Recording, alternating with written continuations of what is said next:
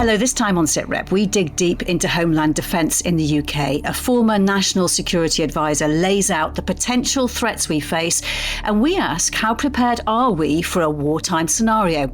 The colonel in charge of engaging the army with the public says the challenge has never been greater. We have done a lot of surveying, and we've seen increasingly the favourability towards the armed forces as a whole and the army within that declining over the years. And certainly Generation Z, the generation from which we seek to recruit at the moment young men and women, are the least favourable towards the army of any generation ever.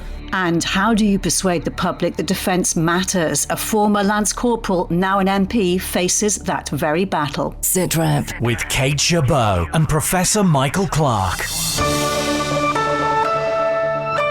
Well, this week on Sitrep, we're dedicating ourselves to one issue, defence of the homeland. According to the National Security Strategy published recently, the UK must actively prepare for a potential wartime scenario. So how do you get people mentally engaged with protecting the UK homeland? What do we need to protect it? And what are the potential security threats? Mike, good to speak to you again. This warning by the National Security Strategy has been reinforced by the Defence Committee, calling for a whole society approach and a strengthening of homeland resilience. It really does seem that the rhetoric, at least, is being stepped up. Yes, it is. I mean, the big change, of course, was the Russian invasion of Ukraine in 2022. Things have been getting worse in terms of European security, certainly since about 2010, 2012. 2014 was a very important date, not just because of the Russian invasion of Crimea in that time, but in 2022, Putin crossed the Rubicon. There's no way back for Russia because of that invasion, and that means there's no way back for Europe. And our security is not just a matter of dealing with Russia, though that's the most immediate problem, but we've got a broader challenge in terms of what else is happening in the world and the way in which warfare is changing. So it's the bleakness of the international environment that we face that has made the difference. And the government, in the Strategic Defence Review, the National Security Strategy, and the Defence Committee, and what government statements are now being made, are trying to lay it on the line. We can't pretend that this is not a very dangerous period in our history that we're going into. So they're trying to be honest about that. And I've been exploring these issues with Lord Sedwill, Mark Sedwill, who was National Security Advisor from 2017 to 2020. The truth is that there is unlikely to be an attack on British soil, and your viewers should be reassured by that. We are part of the NATO alliance. The deterrent is strong, and the Russians are, of course, preoccupied with their attack on Ukraine. They aren't the only threat. There are other threats out there, but Iran, which we've traditionally also been concerned about, of course, has just had their military capability severely damaged, and others are much further away. But of course, the military job is to prepare for the possibility of war and thus to deter it. And clearly, the risk has risen. I've just participated in a podcast called The War Game, where we looked at a quite extreme scenario of a Russian attack on the UK, where neither the Americans nor our European allies really came to our aid, and just what kind of dilemma that would pose for us. And the purpose of that podcast was really to get across to the public where the gaps are in our defence capability and what we need to address through the Strategic Defence Review, through the National Security Strategy, as we increase investment in defence to 3.5% of national income, and of course international security more generally to 5% overall. So we mustn't disregard it. The best way of avoiding any kind of threat to the UK is to be strong enough to deter it. And what do you see as the greatest and most likely threats to Britain at the moment, the mainland? Clearly, from Russia, the threat in the North Atlantic and the Euro-Atlantic theatre is the acute threat. We have to be conscious of others. China is rearming fast and isn't quite as far away as we tend to think on the world maps, because of course the world is round and the North Pacific and North Atlantic connect. But fundamentally, Russia is the acute state threat, and the way that they might choose to put pressure on NATO as a whole would involve the UK. So they might, of course, want to target the UK for our own reasons, because we're such a staunch member of the alliance and have been such a strong supporter of Ukraine.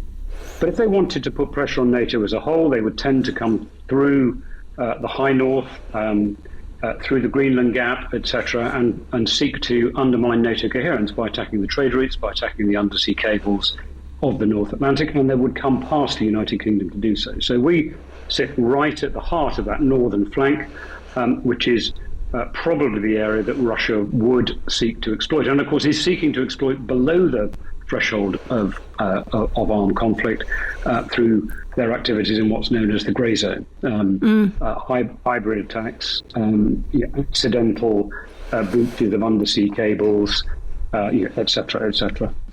And to that point, how have those threats evolved since you were in post? And aren't they? They're already happening, aren't they? Yes, they are. This is something we've seen for quite some years now, and it's continued in the 5 years since I left government, but it was certainly a feature of my time there. Of course, we saw it acutely in the UK with the Salisbury attack, the use of a chemical agent, a nerve agent, against a former Russian intelligence officer who the Russians decided to target. They didn't need to use such a grotesque means of targeting him. It was deliberately intended to terrorize and to disrupt the wider public. We've seen them increasing their cyber activity, both sabotage as well as espionage. We've seen breaches of undersea cables. We've seen the breach of the pipelines in the Baltics, and also, of course, a lot of Russian information campaigns, disinformation campaigns, other efforts to disrupt our politics and the politics of other Western countries. So they are on the move, undoubtedly. They haven't yet reached the level of armed conflict. Article 5 essentially is about a military invasion, but we have to be contesting that right here, right now. And part of the SDR, part of the national security strategy, is about being able to do that and suppress that Russian aggression below the level of armed conflict, as well as, of course, deterring an armed conflict itself. And at this moment in time, how prepared do you think the UK is to defend itself, and how good is its deterrence? Well, we, of course, have the strategic nuclear deterrent, and that is our trump card. But we have allowed a worrisome gap to grow in our capabilities between the upper end of, if you like, modern but classic conventional capabilities, whether that's the aircraft carriers, whether it's the army and armoured capability, commando forces, etc., the RAF, and the strategic nuclear deterrent. We used to have, that gap used to be filled with tactical nuclear weapons. It could be filled in the modern era by other means, such as more long-range precision strike capability, better air defences against missile attacks on the UK, cyber, etc. And that would recreate the flexible response that we developed during the Cold War to enable us to escalate, de-escalate, deal with a range of different attacks, potential attacks on the UK, were that to happen, without having to jump from essentially a conventional campaign straight to the strategic nuclear deterrent with all the devastating consequences that follow. But we do have that deterrent. We have actually, in this country, pretty well-developed resilience strategies in particular around our critical national infrastructure. Of course, in a modern economy, so much of the economy is critical. An attack on the mobile phone network would disrupt food supplies to the supermarkets, for example. An attack on the internet and communications would disrupt financial services. And so more and more of our economy is going to have to get onto this resilience agenda without necessarily being defined as part of critical national infrastructure by the government. Do you think it is time to communicate more persuasively or perhaps more aggressively the concerns that you've expressed? Yes, I do. And we're beginning to see that. Resilience is becoming more of the political debate. But of course, the truth is that the political debate remains dominated by the kind of retail bread and butter issues that ministers, politicians, governments get elected on. And that tends to be whether people feel that their kids are being looked after, the local school's decent, can they get a hospital appointment, etc., etc. And we've seen that just in Parliament recently. But we do need to re-engage the public the way that we did during the Cold War on these wider questions of resilience and defence. That's a job for the political leadership of the country, government and opposition, but it's also a job for professionals as well. And the podcast I mentioned to you is a small effort to try and do that, to try and engage the wider public in these issues in a way that brings it to life for people and isn't just sort of talking heads lecturing them about the state of the world. When you were in government, I mean, how were you able to affect cultural changes within the public, and how would you expect them to be doing that now? Well, one of the national security reviews over which I presided as National Security Advisor was the 2018 review, and then, of course, the beginning of the 2020 review. But the 2018 review, for the first time, dedicated really significant resources to strategic communication. And that isn't aimed primarily at the British public. Actually, it's aimed as a tool at shaping the environment overseas, because Stratcoms, as the BFBS audience will know, is an important tool in our arsenal alongside classic hard power. It's a sort of smart power tool. But of course, if that's effective, then there's also an engagement with the British public on those issues as well. What do you think is most needed in terms of resilience, as well as protecting critical national infrastructure, countering sabotage? There is this suggestion of an annual national exercise towards a whole society preparedness. What would that involve, and what does it need? I do think the whole question of civil defence and re-engaging a much wider cohort of the population in resilience, defence issues and so on is the right thing to do, particularly in this environment. If you think back to the Cold War, we had much larger armed forces. So many more people had a personal connection to people within the armed forces. For most of the population, you ask them about their personal connection to the armed forces are under 200,000 people now. So for most of nearly 70 million people in the country, their main connection to the armed forces was probably their grandfather or maybe their great-grandfather fighting in World War II. And we don't have that modern connection to it. Whereas during the Cold War, many millions of people were involved in civil defence. It's, by the way, an important part of just community activity and community resilience, kind of big society type initiatives and so on.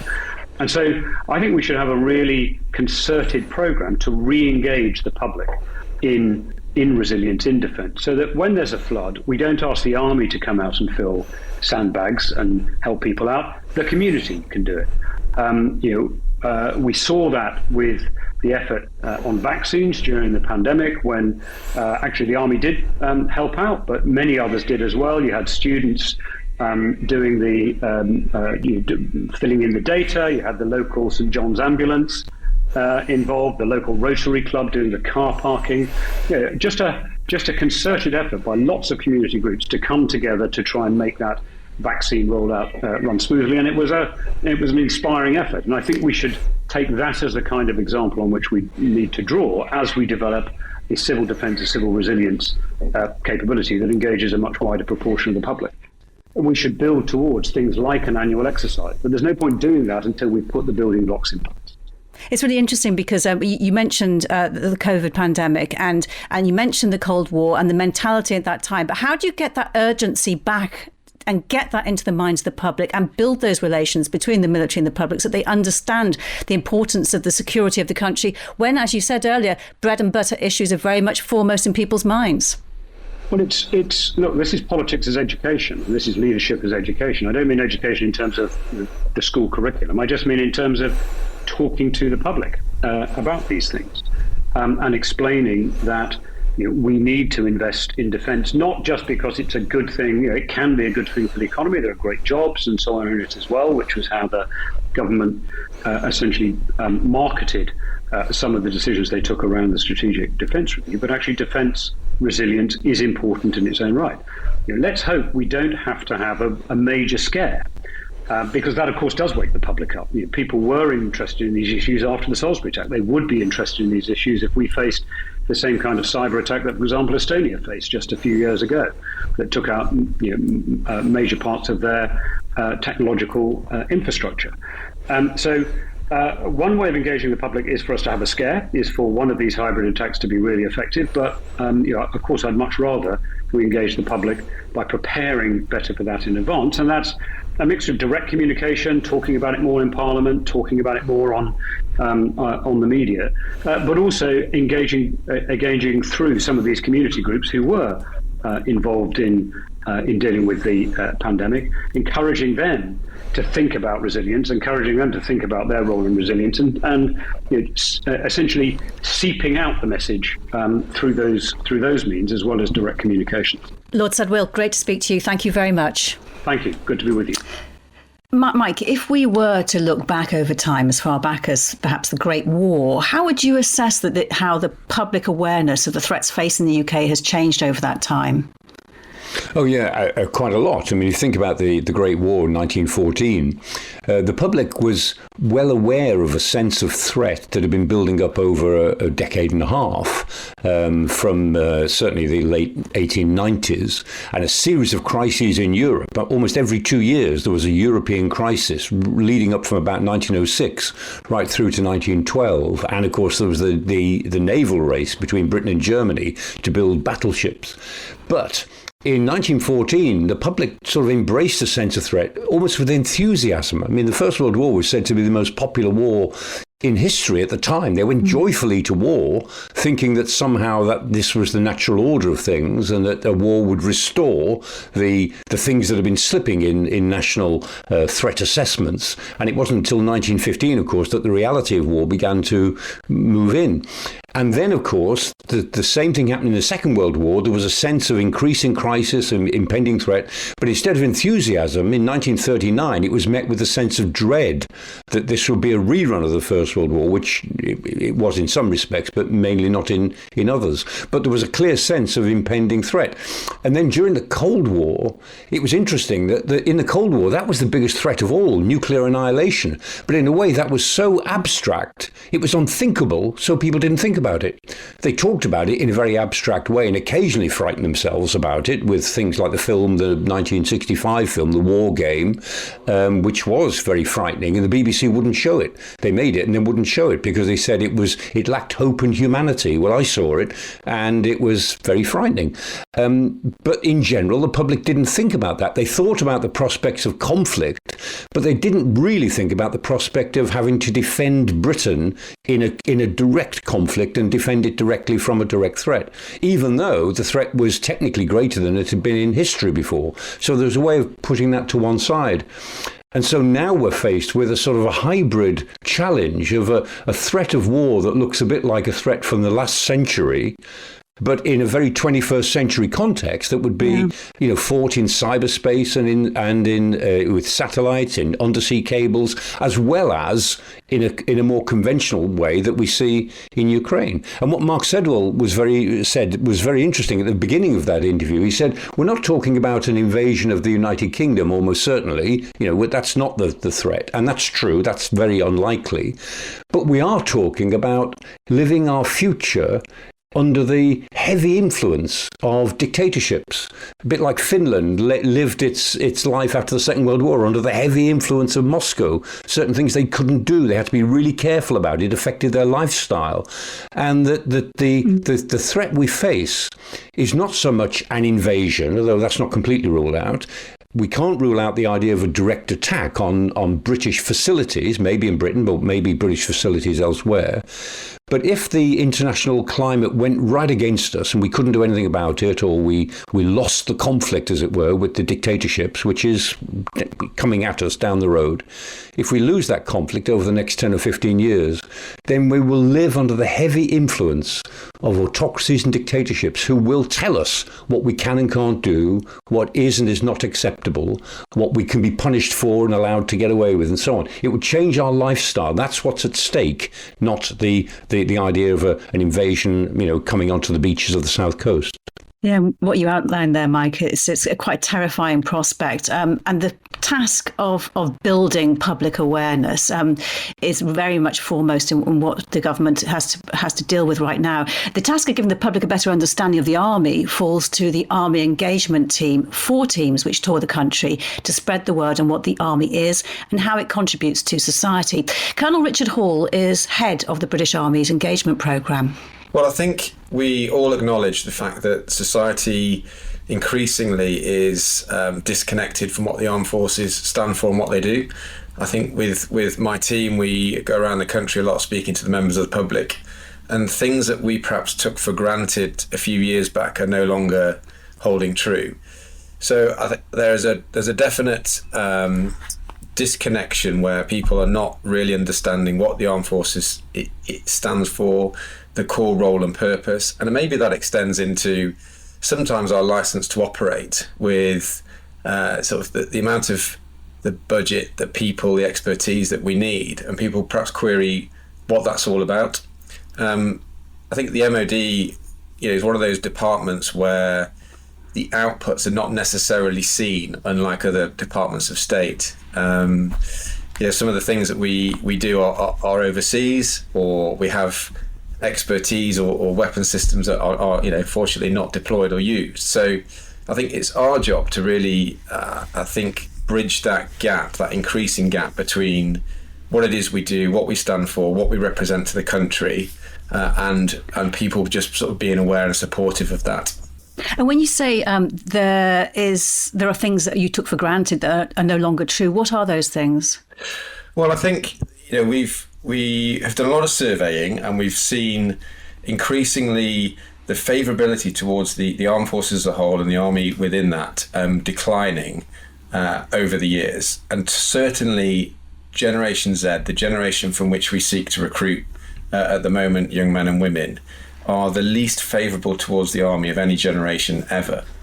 So I think that wow. means that we have to explain ourselves in different ways with different messages, and messages that perhaps cut through in a very congested domain and marketplace where I think advertising and corporate communications perhaps are not as well trusted as they used to be. So I think that's the communication landscape is moving really quickly. People's attitudes are formed and informed in different non-traditional ways. And what we do as the Army Engagement Group is almost try and keep abreast of how young men and women are consuming information, and provide that trusted, authentic, reliable message that is really, being truthful and being honest, but is actually inspiring young men and women about the core role and purpose of what we do, what we represent, and hopefully, a bit of nationhood within that as well. So just to be clear then, your understanding is the public is the least favourably disposed towards the Army as they have ever been? That's right, yes. It's not necessarily reflective of what the Army's doing or what the armed forces do as a whole. I think it's just reflective of, when you track the statistics from perhaps the end of World War II, when members of society, members of the public were only one step removed from anyone that had some form of uniform service. When you look at where we're at today, the chances of knowing or living next to or seeing someone in the street that wears a uniform is actually quite remote. The army has shrunk. The regular and reserve forces are quite small. The technological nature of warfare means that we actually have less people and need less people. So I think those touch points are no longer there. And I think because of that, there is this need to explain what we do and why we do it and why we're important. And I think that, all connects back to the point of not taking that favourability for granted. And how do you do that then? How do you turn around that consciousness and get the public more favourably disposed towards the armed forces, but also more aware of the kind of threats the country's facing? Well, I think we are really privileged in that the members of the armed forces are our best advocates. We train young men and women to do a job, and then we trust them and are very proud of them being able to speak about what they do. So I'm lucky in that I could ask any soldier to go onto a street corner or go into a school or speak to an employer or a politician or a key leader, and they would be pretty much on message and a great ambassador for the career that they were in, the opportunities that they were given, the skills and training that they'd received. So our own workforce are fantastic. So most of what we do is about leveraging soldiers to go and communicate in ways that only they can. And I think this comes back to the point I made about the sort of trusting, authentic communications. So the more we can, I think, leverage the ability for soldiers to, in their own words, explain what they're doing and why they're doing it and why they think it's important, I think that is the way that we rebuild that connection and that trust. We have small teams of determined individuals that are professionally trained to do it. We leverage volunteers from the field army that come temporarily and will come and explain what they've been doing on an exercise or how they've just completed some courses. And then some quite eye-catching things that are really about promoting the Army's brand. Things like the Army Parachute Display Team, the Red Devils, or the Army Music Ensemble, which there's 17 fantastic musicians that go and entertain crowds and schools and deliver music workshops. So that's really important because it brings the variety of service life really into sort of Technicolor. And when you put that in the context of other ways that the armed forces and the awareness of it is raised within society, and you look specifically at Armed Forces Day, when it started, it was a huge national event. It was a time when people were very conscious of the war in Afghanistan, and it was very successful in connecting people with the military and showcasing what the armed forces do. But in recent years, it does seem to be much more muted. Do you agree with that? And if so, why? I think it is muted. I think like any new initiative, it has a lot of heat and light and energy behind it. But I think as time has gone on, the local authorities that often deliver these armed forces events perhaps appreciate the pressure that the armed forces are under, so they're not necessarily expecting lots of troops and ships and aircraft to take part. But also I think we perhaps have increased our footprint for connecting in our own ways, in smaller, perhaps more nuanced ways. Yeah, we have a very active school engagement program, for example. We have numbers of events where the public are already gathering sort of over the summer at summer shows and festivals where the Army has quite a big presence. So I think maybe there's a bit of a natural evolution of something that was new and shiny in a way for public to show their appreciation that perhaps had now morphed into more of a sort of steady state and, dare I say it, sustainable way of showing appreciation. What about the youngest generation and the lack of experience of direct contact with people who've been to war? Do you think that the idea that was put out in the SDR of school children needing to be taught the value of the military at school is a good idea? And the other ideas of increasing cadet numbers by 30%, having a gap year, are these the kind of things that are going to get through to the next generation that it is important, security of the country is important, and it needs to be valued and understood? Well, I think those initiatives, the kind of gap year employment or opportunities, growing cadets, they are fantastic ways, I think, of establishing frameworks and routines and values and getting people to think about their future in a different way. So if I take cadets, for example, growing the cadet force by 30% in the next 5 years. I mean, we see at our parochial level, anyone that's joined the armed forces from a cadet background does exceptionally well from day one. They have broader ambitions, they stick in training longer, they often promote faster and go further, and perhaps have a more rewarding armed forces career as a result of it. But even if they hadn't joined, that framework, that self-belief, self-confidence, the role modeling they've been exposed to will stand them in great stead for whatever career path they choose to go.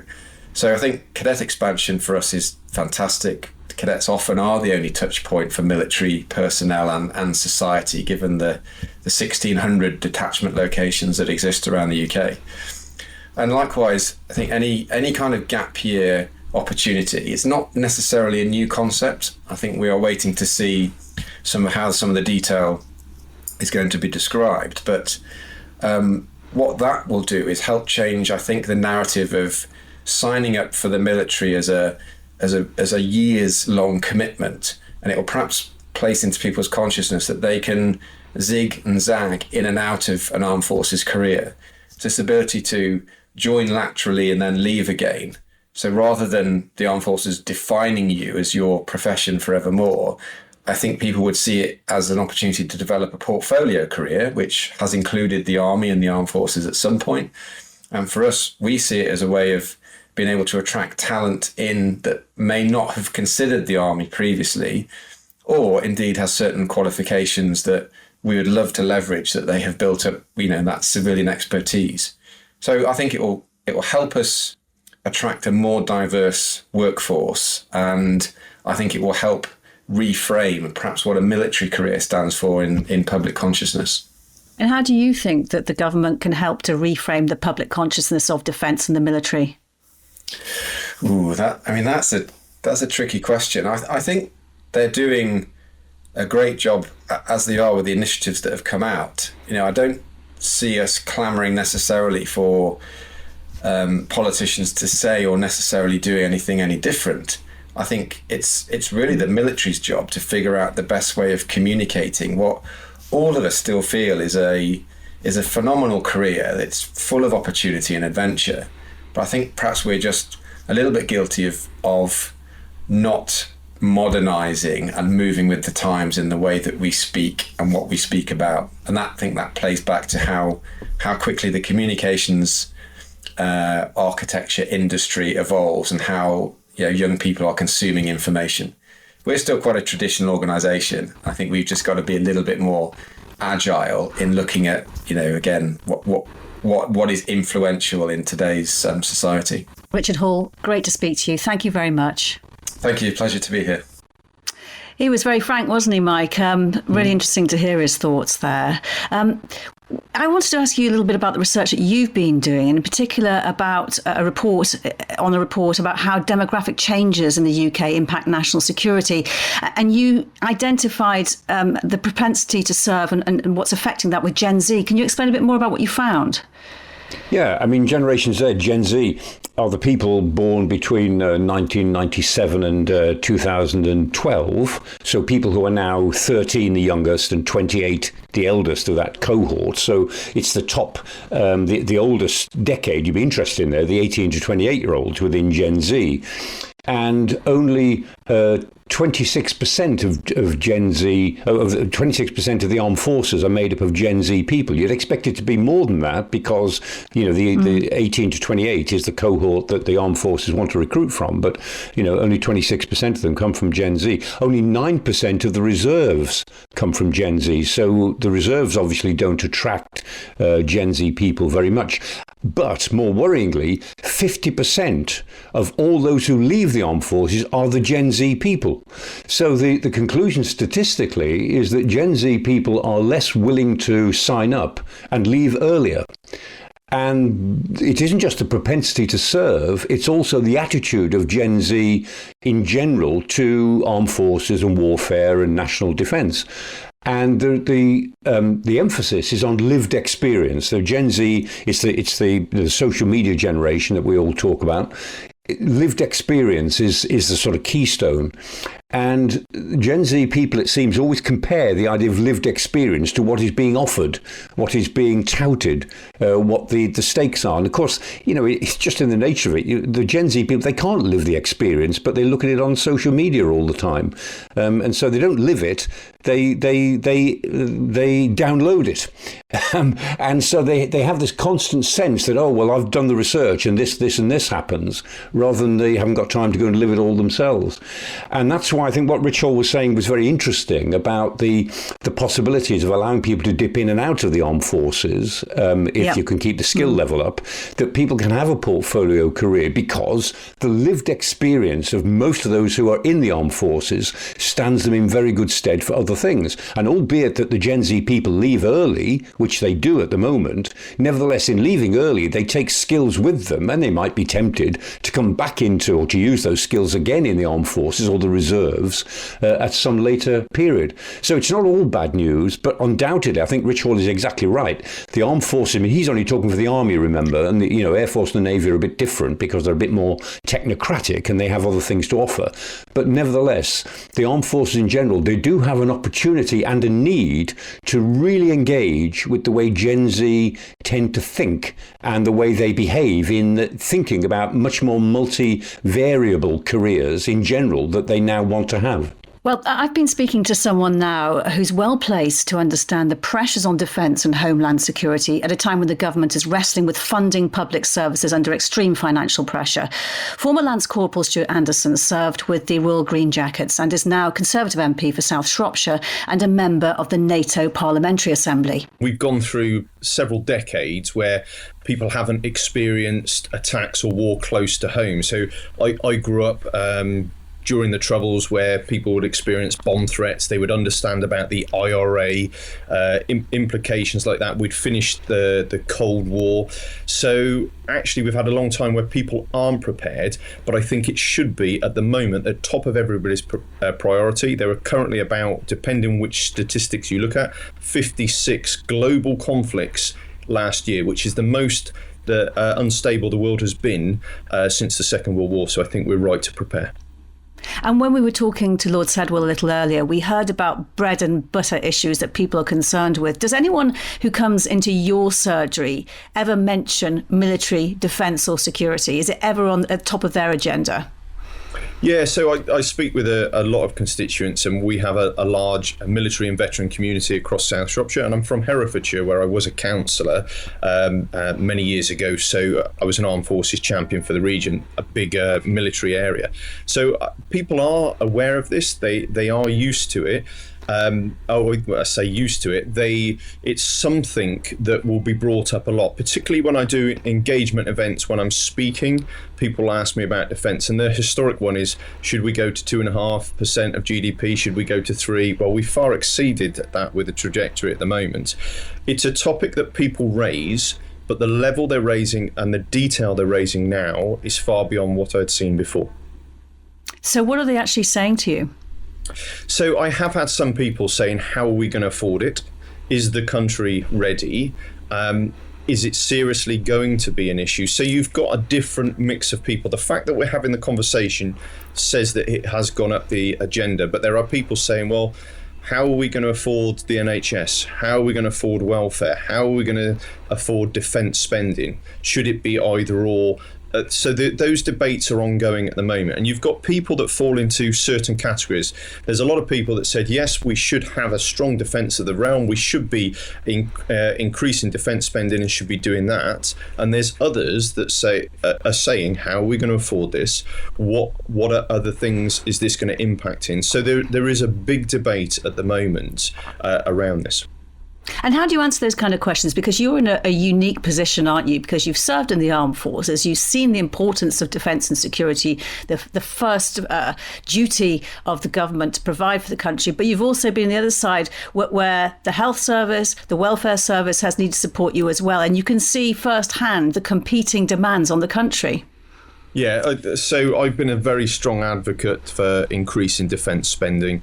So at the moment, we are talking, are we preparing for war? If you go back 4 or 5 years ago, there was a big push on grey zone warfare, that space between war and peace. We've had cyber attacks, we've had chemical attacks in our country. So this is the space where not all out war has been declared. So we've been in that space for a long time. So I've been one of the outliers, and I was on the Defence Select Committee when I first got elected 2019, 2020. I served several years on that. So we were really pushing for an investment in defence. I believe, as you said, it is the utmost priority to have a strong defence of the realm. And actually a deterrent is a brilliant way of securing peace. That is my viewpoint. First and foremost, you must ensure that that's done. Then you've got to work out how best to use the money that you have across all areas. There's different viewpoints on how the government spends money. And I'm not too aligned of where they are at the moment. I'm very happy where they have been on increasing defence spending or saying they're going to. And one of my roles is to ensure that they either bring that defence spending forward, but it is a priority. And in my view, we can't cut on that. If there is an attack on the UK, we will spend far more than we're talking of this 3.5% to 5% now. It's interesting that you said earlier that people are curious about defence and that they're coming and asking you questions about it. Do you think, though, that there is this post-Cold War gap to fill and that we do actually have to get people thinking more actively about homeland resilience and what's needed to improve on that? Yeah, so I represented the UK on the NATO Parliamentary Assembly in May. I was in Dayton, Ohio, where we had our conference, and we were with Mark Rutte, the NATO Secretary General, where he said about 3.5% of defence spending and 1.5% of defence-related spending, which I raised in the chamber when we announced when the government announced the SDR.